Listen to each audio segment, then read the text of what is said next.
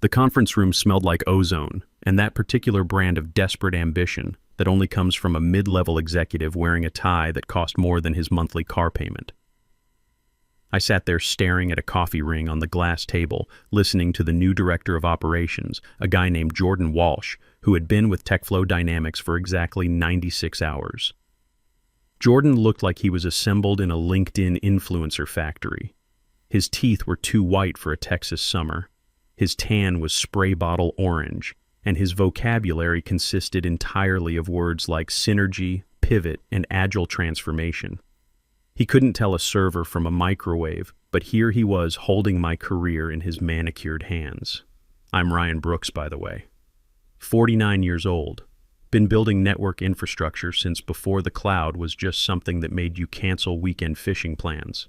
Ryan, Jordan said, leaning forward and clasping his hands together in what was definitely a power pose he learned from a YouTube tutorial. We've been analyzing the operational efficiency of our legacy systems architecture. Frankly, your position represents a structural bottleneck. We're pivoting to a more dynamic, cloud-native approach. I didn't say anything. I just looked at him. I've been in this business for 25 years. Started in the Air Force doing IT security, then spent the last 15 years building TechFlow's back-end infrastructure. I hand-coded the security protocols that process $4 million in daily transactions. I'm the reason the CEO can check his portfolio from his yacht in Galveston without wondering if some hacker in Romania is buying Bitcoin with his money. But to Jordan, I was just some guy in a polo shirt and work boots who didn't get excited about stand-up meetings and sprint retrospectives. Effective immediately, Jordan continued, sliding a single sheet of paper across the mahogany table. Your employment is terminated. I need you to hand over system credentials and access tokens before you leave today. HR has your severance package ready. I looked at the paper. Standard termination letter, probably drafted by some paralegal who was currently scrolling TikTok. It was insulting, sure, but mostly it was funny. Funny in the way a toddler playing with a loaded gun is funny. Terrifying, absurd, and destined to end with someone getting hurt. I'm afraid I cannot do that, I said. My voice was calm, the same voice I used when a junior admin accidentally took down the email server. Flat, matter of fact. Jordan's smile faltered for about half a second. Excuse me? This isn't a negotiation, Ryan. This is a directive. I understand English just fine, Jordan, I said, leaning back in my chair. But you're asking for something you don't understand. I can't just hand over the system. The infrastructure isn't a set of passwords you write on a sticky note. It's biometric-locked sovereignty architecture. And according to the specific language in my employment contract, which I assume you read, I'm the designated root owner, he laughed. That short, barking laugh that insecure people make when they're trying to sound confident. We have an IT department, Ryan. We'll reset your credentials. Just give us the hardware token and clean out your desk. I looked at him. Really looked at him. Saw the arrogance covering up the complete lack of understanding. It's a common flavor in corporate management these days. I don't think you grasp the situation, I said quietly. If I walk out that door without completing the formal 30-day joint transition protocol specified in my contract, the system interprets it as a hostile takeover attempt. It's a fail-safe. I built it that way to protect the company from external breaches and internal stupidity. We'll take our chances, Jordan sneered, standing up and adjusting his tie. Security will escort you out. Leave your badge on the table. I stood up. Didn't argue. Didn't raise my voice. I felt that familiar cold sensation in my chest. Not anger, just the clinical detachment of watching someone insist on stepping on a landmine. I placed my badge on the table. It made a hollow click. All right, Jordan, I said. It's Friday afternoon. I'm going to head home and work on my boat. I suggest you call Mason Hayes in accounting. Tell him you just saved the company my salary. I'm sure he'll be thrilled. I walked out of the room. The glass door hissed shut behind me. I walked past the server room, past the rows of blinking blue lights that were currently humming along in perfect harmony, orchestrated by scripts I wrote at 3 a.m. during a system migration 4 years ago. I walked past the open plan office where young developers sat wearing noise-canceling headphones, completely unaware that their digital world was about to collapse. I took the elevator down to the lobby. The security guard, an older guy named Danny Kim, who I'd shared barbecue lunches with for 6 years, looked confused when I handed him my parking pass. "Leaving early, Ryan?" he asked.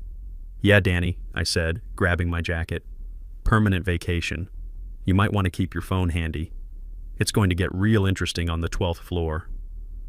I walked out into the Austin heat, got in my F-150, tossed my laptop bag in the passenger seat, and drove away. I didn't look back. I didn't feel sorry for myself. I just checked my watch. It was 1:30 p.m. The automated compliance sweep ran at 8 o'clock p.m. Jordan had exactly 6 hours and 30 minutes before he realized he hadn't just fired an employee.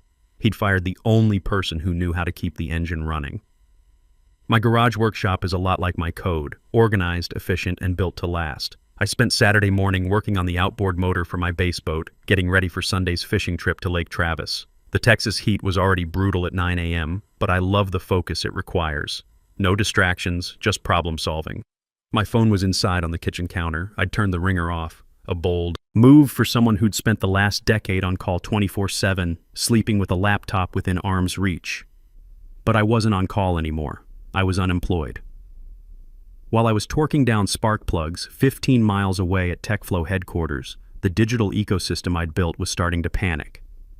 Here's the thing about the security architecture I designed. It wasn't just a bunch of servers and a rack, it was a living, breathing organism. When I implemented the cloud migration strategy 8 years ago, the board was terrified of data breaches. They wanted Fort Knox in the sky, so I gave them Fort Knox, complete with a dead man's switch. The system required regular biometric authentication from me, the root administrator, to authorize any major changes. If my user status was changed to terminated without the corresponding cryptographic handoff protocol, the system assumed the network had been compromised by hostile actors. It wasn't malicious. It was a security feature they paid me overtime to install. They just forgot it existed. Around noon, I went inside to grab a beer and check the weather for tomorrow's fishing. I glanced at my personal tablet, a secure device I kept for system monitoring. A single notification blinked on the screen. Alert. Unauthorized user removal detected. Root ownership orphaned. Initiating Level 1 defense protocols. I took a sip of my Lone Star. It was ice cold and perfect. Back at the office, things were getting interesting. Jordan, in his infinite wisdom, had decided to clean house over the weekend. He'd instructed Logan Pierce, the IT manager, a nervous guy who I'd mentored through 3 major system upgrades, to strip my access immediately. "Just delete his accounts," Jordan had probably said, sipping his kale smoothie. "We need to show we're in control." Logan tried. He logged into the admin console, found my user profile, and clicked deactivate. That click was the digital equivalent of cutting the wrong wire on a bomb. Down in the server room, there was a junior admin named Alex Rodriguez. Good kid, self-taught, eager to learn. He messaged me on Signal around 3 p.m. I saw the notification pop up but didn't open it. The preview read, "Ryan, WTF is happening? Dashboard turning red. Logan killed your admin access and now the load balancers locked us out. Jordan's freaking out. Please tell me this is a drill." I didn't reply. Couldn't, legally. I was no longer authorized to interact with company systems or personnel regarding proprietary data. Responding would violate the termination agreement Jordan was so eager to enforce. I went back to the garage and started organizing my tackle box. The defense protocol I'd written was designed to stop ransomware attacks. Step 1 was isolation. It immediately severed connections to all non-whitelisted IP addresses. Since Jordan had authorized a change the system interpreted as an attack, the system decided the office itself was the threat. By 4 p.m., the internal email server stopped syncing. By 6 p.m., the VPN kicked everyone off. By 8 p.m., the automated compliance bots, nasty little scripts that audit GDPR and SOX regulations, woke up for their evening sweep. They looked for the root administrator to verify data integrity. They found nothing, just a void where my digital signature used to be. The bots did what they were programmed to do. They flagged a critical security breach. I grilled some burgers on the back patio and listened to the cicadas. The silence from my phone was deafening. Beautiful, actually. I knew that right now, in a glass office downtown, Jordan was probably yelling at a monitor, demanding to know why he couldn't access his email. He probably thought the internet was down. He had no idea he'd just triggered a cascading failure that would cost TechFlow more per hour than he made in a month. I cracked another beer. It tasted like vindication. Monday mornings in corporate America usually smell like burnt coffee and existential dread, but this Monday was special. This Monday had electricity in the air. I woke up at 6:30 out of habit, made myself some scrambled eggs and checked the base fishing forecast for next weekend. While I was eating breakfast, Mason Hayes, TechFlow's CFO, was receiving the most expensive email of his career. Well, technically, he wasn't receiving it on his work account because the email servers were locked down. He got it on his personal phone via emergency alert from the external auditing firm that monitors our compliance status. I can recite that alert from memory because I wrote the template 6 years ago. Critical security event. Level 5 breach. Unauthorized attempt to reassign cloud root ownership detected. Identity verification failed. Data exposure risk. $350 million. Escalating to board of directors. $350 million. That was the estimated value of client data, proprietary algorithms, and intellectual property sitting in the cloud containers I'd built. Right now, the system was treating all that data like it was being held hostage, because in a way, it was hostage to its own immune system. I sat at my kitchen table reading the Sunday paper. My phone, which I'd finally turned back on, started buzzing like an angry wasp, not ringing, buzzing. Text after text after text. Unknown numbers. Numbers I recognized. The legal department, HR, Logan from IT, and of course Jordan. I let it buzz, watched it vibrate across the granite counter like a possessed hockey puck. The scene at TechFlow must have been cinematic. Mason probably sprinted down the hallway to IT, skipping the elevator because panic makes excellent cardio. He would have found the server room in chaos, screens black, junior admins sitting around looking shell-shocked, Logan sweating through his Oxford shirt trying to explain to a room full of executives why Admin 123 wasn't unlocking the core infrastructure. And Jordan was probably still trying to bluff his way through it. I could hear his voice in my head, that slick, unearned confidence. It's just a glitch, Mason. We're deploying a patch, standard maintenance hiccup, but you can't patch a missing foundation. Around 9:30 a.m., a courier showed up at my front door. Bike messenger, looked hot and annoyed. He handed me a thick envelope marked Urgent Legal. "Sign here, please," he grunted. I signed. Opened the envelope. It was a cease and desist letter drafted by TechFlow's panicked general counsel. It accused me of sabotage, malicious withholding of company property, and cyber terrorism. It demanded I immediately provide encryption keys or face federal prosecution. I laughed. Actually laughed out loud. They were threatening to arrest me for locking them out of a house they'd locked themselves out of. I walked to my home office, a room with more computing power than the space shuttle, and sat down at my personal rig. Pulled up the employment contract I'd signed 8 years ago, highlighted 2 specific clauses and saved them as a PDF. Then I opened my personal email and drafted a reply to the general counsel, copying Mason and the board's external liaison address. Subject: RE. Accusations of sabotage. Dear legal team, I am in receipt of your letter. Please be advised that I am no longer an employee of TechFlow Dynamics, having been terminated Friday at 1:30 p.m. by Director Jordan Walsh. The sabotage you are experiencing is a contractual security feature detailed in Clause 11.7 of my employment agreement. The system is functioning exactly as designed to prevent unauthorized takeovers. My biometric authentication token is the only key. However, since my contract was terminated without the required 30-day joint transition procedure, I am under no legal obligation to perform work for a non-employer. If you wish to engage my services to resolve this issue, please contact Brooks Security Consulting. My emergency rate card is attached. Best regards, Ryan Brooks. I hit send. The beauty wasn't just the money. The root token they needed was a YubiKey sitting in my desk drawer. Not on a server, not in the cloud. A piece of plastic the size of a thumb drive. Without my fingerprint to activate it, it was just expensive junk. My phone stopped buzzing for exactly 4 minutes after I sent that email. Dead silence. The silence of a room full of lawyers, realizing they'd brought a knife to a nuclear war.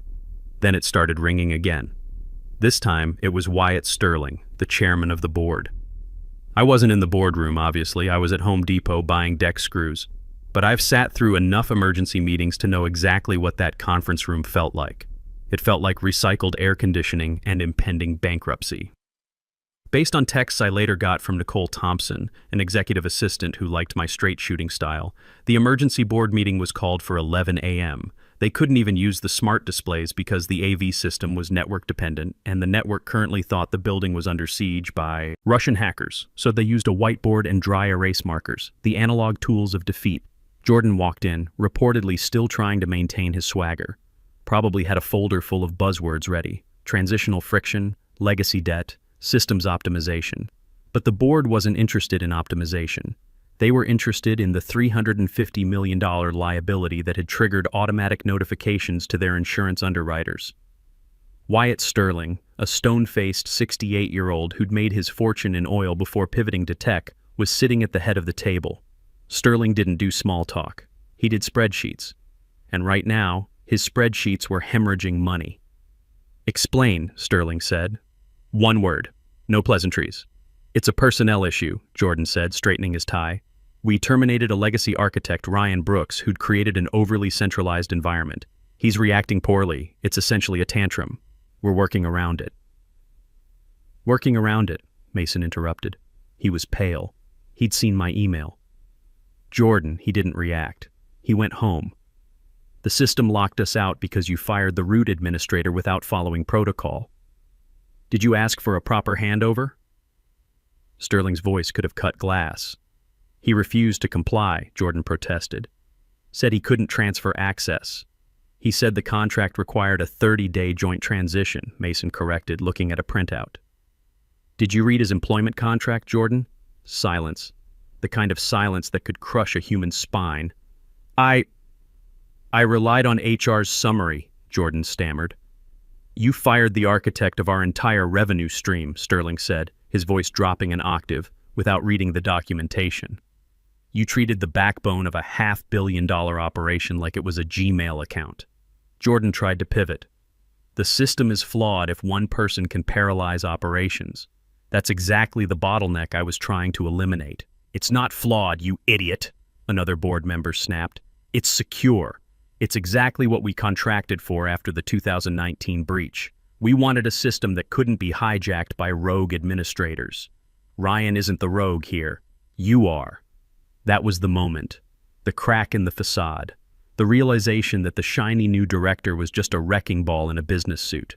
Meanwhile, I was in the lumber section of Home Depot, deciding between pine and cedar for my deck repair. My phone buzzed with a text from Nicole. "Sterling just threw his pen at the wall. I think Jordan's about to cry. They want your phone number." I smiled at a display of treated 2x4s. The thing about corporate power is that it's mostly illusion. They think power is a title, the ability to fire people, corner offices with good views. But real power is infrastructure. Real power is knowing that when you stop typing, the world stops spinning. I checked my cryptocurrency wallet on my phone. Nothing yet, but I knew it was coming. The board wasn't going to sue me. They couldn't risk the discovery phase where it would come out that their operations director couldn't be bothered to read a contract. They were going to pay. I walked to checkout. The cashier, a friendly kid with paint-stained hands, asked how my day was going. "Oh, you know," I said, scanning my card. "Just watching some folks learn expensive lessons about reading the fine print." Back in the boardroom, the conversation had shifted from "how do we punish him" to "how much does he want?" They were running numbers. Cost of complete system rebuild, 8 months, $75 million, plus lost revenue, plus client defections. Cost of paying Ryan's consulting fee, expensive but immediate. It wasn't really a choice. It was a hostage negotiation where they'd taken themselves hostage. The devil is in the addendums. Specifically, Addendum C, Section 12.3 of the employment contract I'd signed 8 years ago. While I was unloading lumber in my garage, TechFlow's legal team was dissecting that document like biblical scholars trying to interpret the apocalypse. Here's what they were reading. Clause 11.7, Root Administrator Sovereignty.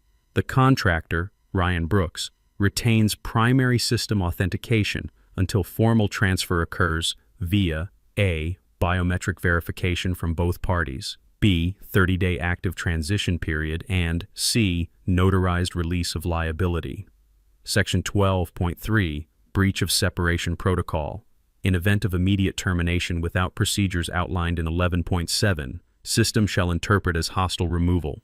Root ownership remains with contractor. All company credentials downgraded to guest status. Reactivation requires contractor's physical presence and biometric authentication. Airtight. I'd written it that way not to hold anyone hostage, but because I'd seen this movie before. I'd watched companies fire experienced staff, hire cheap replacements, then blame the old guard when everything exploded. If the ship was going down, I wanted documented proof I wasn't at the helm. Around 1 p.m., I got another email. This one from the General Counsel, but the tone had shifted dramatically. Gone were the threats of federal prosecution. Now it sounded like a desperate ex trying to get back together. Subject: urgent. Consulting engagement. Opportunity. Dear Mr. Brooks, upon further review of contractual documentation, we believe there may have been a miscommunication regarding your departure circumstances. We would like to discuss immediate reinstatement of your position to facilitate proper system transition. Please contact us at your earliest convenience. Miscommunication. Corporate speak for we stepped on a landmine. I didn't reply immediately. Let them marinate in their panic. Instead, I sat down at my computer and opened a blank invoice template. Brooks Security Consulting had never actually billed anyone. It was just a shell company for tax purposes. Today, it was going to make its first sale. I typed the line items: emergency system recovery, flat rate, weekend service, premium breach of contract, penalty, per section 12.3 inconvenience fee. The total was a number that would buy a very nice lake house or a small aircraft. It was obscene. It was 3 times my annual salary. It was non-negotiable. Back at TechFlow, the situation was deteriorating by the hour. The guest status mentioned in section 12.3 had kicked in. This meant the servers were running, but no one could change anything. They couldn't update the website. They couldn't process transactions. They couldn't even update the employee birthday calendar. They were frozen in time, and clients were starting to notice. I checked social media. A few customers were complaining. Is TechFlow down? Getting weird error messages. Can't log into my account, says guest access only. I took screenshots, added them to a folder labeled evidence. This wasn't about revenge. I didn't hate TechFlow. I loved the systems I'd built there. They were elegant, logical structures. Watching them lock down was like watching a well-trained guard dog bite an intruder. I wasn't happy about the bite, but I was proud of the training. I finally replied to the General Counsel. Subject: consulting engagement. I am not interested in reinstatement. That bridge has been burned by your operations team. However, Brooks Security Consulting is available for emergency crisis management. Attached is a statement of work and invoice for the recovery procedure. Payment terms: immediate wire transfer. Cryptocurrency preferred, but I'll accept certified funds. Once payment clears, I will arrive on site with authentication credentials. P.S. Please ensure Mr. Walsh is not present during the recovery process. I find his management style disruptive to technical procedures. I hit send, then went to make myself a sandwich, turkey and Swiss on sourdough, the simple pleasures. My phone rang. Not a text, not an email, an actual phone call from a number I didn't recognize. I stared at the screen for 3 rings, then picked up. Brooks Security Consulting, I said in my most professional voice. Ryan. The voice was thin, desperate, cracking at the edges. Ryan, it's Jordan. Look, I think we got off on the wrong foot here. Who is this? I asked, genuinely confused. I'm sorry, you'll need to go through official channels to request consulting services. It's Jordan Walsh from TechFlow. Look, the system is malfunctioning. We need you to come in. We can discuss reinstating your position, maybe with a raise. I'm sorry, Mr. Walsh, I interrupted. I'm no longer employed by TechFlow Dynamics. I can't discuss internal company matters. Liability issue, you understand. Ryan, please. He sounded like he was about to break. The board is... They're going to crucify me. Just tell me how to fix this. Is there a password written down somewhere? It's biometric authentication, Mr. Walsh. Requires my fingerprint. Unless you have my severed hand, you're out of options. Silence. Then come in. Just come in and unlock it. I'll pay you whatever you want. I sent my terms to your legal department, I said calmly. Once payment clears, I'll be on site within the hour. Until then, I suggest you stop trying to bypass the system. You're corrupting the database indexes. I hung up and blocked the number. At 4:30 p.m., my phone pinged. Banking app notification. Incoming wire transfer. $2,800,000. Status confirmed. They'd paid everything. The emergency fee, the penalty, the weekend premium, more money than I'd made in the previous 4 years combined. I drove to TechFlow, When I arrived, the welcome committee was waiting, Mason looking exhausted, the general counsel looking defeated, and notably absent, Jordan Walsh. "Where's Mr. Walsh?" I asked. "Mr. Walsh has decided to pursue other opportunities," Sterling said from behind them. "Effective immediately." I spent 6 hours in the server room methodically reversing the lockdown. Every command precise, deliberate. Military training never leaves you.